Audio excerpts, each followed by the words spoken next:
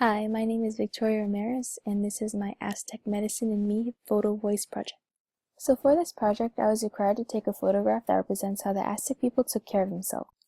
From my studies at school, I thought it would be appropriate to take a picture of tea and the herbs within the tea bag, as it relates to the type of medicine that the Aztecs would use in their days. So I think this photograph represents the Aztec medicine because they were known for their extensive use of the different medicinal herbs and plants. During the New World, the Aztec civilization was the only one to have records of all their medicinal herbs.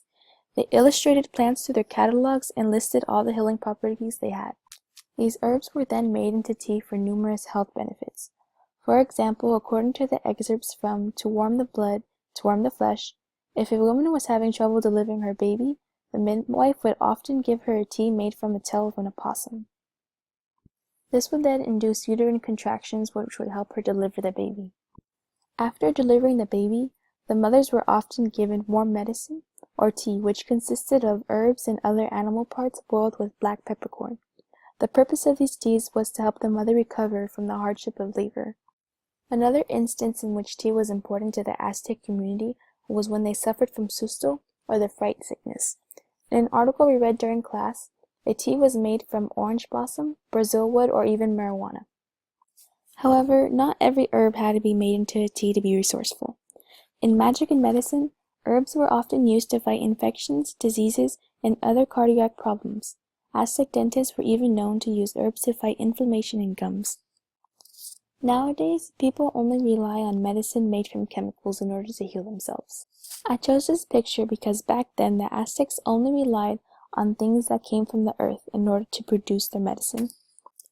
For the second part of the project, I was required to take a photograph that represents how I take care of myself, which is making sure I get enough sleep. Sleep is extremely important to me because I can see a difference within myself when I know I didn't get the right amount of sleep. Sleep is important for both our physical and mental health. A lack of sleep can prove harmful to our bodies. Sleep deficiency can lead to risk and chronic health problems and affect basic actions such as how we react, focus, and even make choices.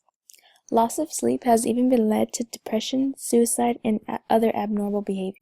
When I don't get enough sleep, I feel really sluggish and I know I'm unable to focus 100% on my task at hand.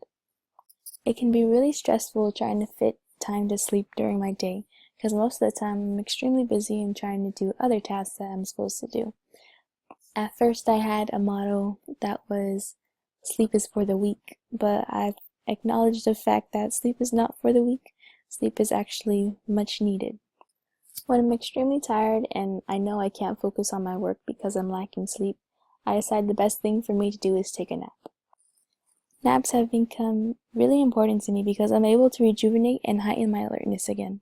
I've found that naps have been really helpful for me because I'm not able to sleep for hours straight, but through naps I'm able to get little rest that I need in between the day. So whenever I'm able to sleep or take a nap, I'm able to de-stress myself for a moment, and I don't have to worry about the responsibilities I have, and I can just focus on my well-being. I've even noticed that after naps, I feel really recharged and with energy, and I'm ready to take on the new task I have. So in conclusion, I chose this picture because it represents how I take care of myself, which is through sleep. With enough sleep, I not only feel better, but I also act better in the day. So thank you for listening, and I hope you enjoyed my video.